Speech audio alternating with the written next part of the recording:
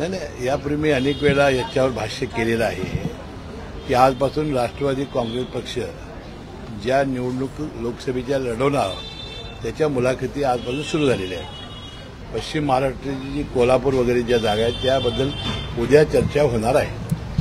सर्वात महत्त्वाचं म्हणजे आज अमित शहा देखील महाराष्ट्रात किंवा मुंबईत आहेत. या ज्या जागा आहेत ज्या ठिकाणी 3 पक्षाच्या पक्षीय बलाबल आहेत त्या संदर्भात काही आज चर्चा होऊ शकते का? नाही, आता पहिली यादी तरी भारतीय जनता पक्षाने जाहीर केलेली आहे. महाराष्ट्राची यादी जाहीर का झालेली तर 3 पक्षांचं अजून किती जागा द्यायचं हे तिन्ही नेते बसल्याशिवाय होणार नाही. म्हणून आज अमित शहा साहेब येतील, ते दोन्ही पक्षाचे नेते मंडळी चर्चा करतील आणि ते निर्णय घेतील. त्याप्रमाणे जागेचं वाटप झालं की उमेदवारांची निवड होईल. सर, विरोधी पक्षांकडून टीका करण्यात येते की जागा वाटपांमध्ये भाजपकडून कुठेतरी शिवसेना आणि राष्ट्रवादी काँग्रेसला बोळवण झेलावी लागणार आहे, कारण की त्यांनी मागितलेल्या जागांवरती तेवढी उमेदवारी भाजप देणार. याला आता आमचं काय चाललंय बघण्यापेक्षा त्यांनी आपलं काय चाललंय ते बघावं.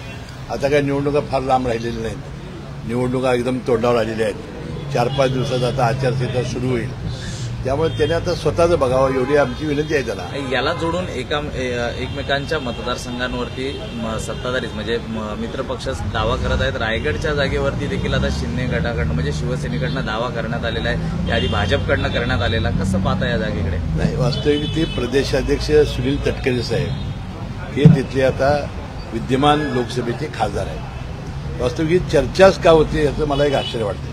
याची चर्चाच होता का म्हणजे, आणि विनाकारण अशी जर चर्चा होत असेल तर हे आपल्या तिघांच्या सांघिक याला ते काय दिसायला बरं दिसत नाही. माझी विनंती आहे की ही जागा प्रदेशाध्यक्ष सुनील तटकरेंची आहे, ते विद्यमान खासदार आहेत, त्याबद्दल ही चर्चा होऊ नये ती दुर्दैवी आहे. विद्यमान खासदार सोडून इतर जागांवरती चर्चा असं काही ठरलंय का? मग नाही, होऊ शकते. जोपर्यंत 3 नेते बसून निर्णय होणार नाही, जागा वाटप होणार नाही, तोपर्यंत हे चर्चा सुरूच राहतात. आणि तुम्ही मंडळी आहेत ना चर्चा वाढवायला. महाविकास आघाडीकडनं कोल्हापूरच्या लोकसभेकरता शाहू महाराजांना पसंती देण्यात आली आहे. खरं तर शाहू महाराज हे कोणत्या पक्षातून उभे राहणार हा देखील प्रश्नचिन्ह आहे. एकीकडे संजय राऊत म्हणतात की शाहू महाराजांनी मशालीवरती उभं राहावं, तर दुसरीकडे नाना पटोले म्हणतात त्यांनी काँग्रेसमधला हाताच्या चिन्ह. आता मी तुम्हाला सांगितलं महाविकास आघाडीचा प्रश्न आहे, त्यांनी कुणाला उभं करायचं. आणि छत्रपती शाहू महाराजांचा विषय असेल तर मी त्यांना विनंती केलेली आहे की तुम्ही आदर्श आमचे स्थान आहात, कृपया ही निवडणूक आपण लढवू नये असं आम्ही विनंती केलेली आहे.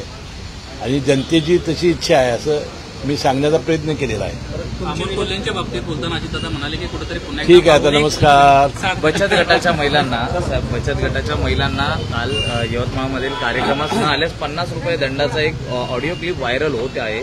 त्याकडे कसं पाहता, काय जबरदस्ती करण्यात आली होती? ती मला काय माहिती नाही. तर दत्ता भरण्यांच्या कार्यकर्त्यांकडनं हर्षवर्धन पाटील जे भाजपचे नेते आहेत त्यांना मारण्याची धमकी मिळाली. ही चुकीची माहिती पत्र आहे, लिहिले स्वतःच्या चुकीची माहिती आहे. कोणतरी केला असेल तो दत्ता भरणे हा तशा प्रकारचा कार्यकर्ता नाही आणि राष्ट्रवादीचे कार्यकर्ते तसे करणार नाही. परंतु हर्षवर्धन पाटलांनी स्वतःच्या संरक्षणाकरता गृहमंत्र्यांना पत्र नाही, कोणीतरी पत्र दिलं असेल, त्याचा गैरसमज झाला असेल, तो गैरसमज आम्ही दूर करू.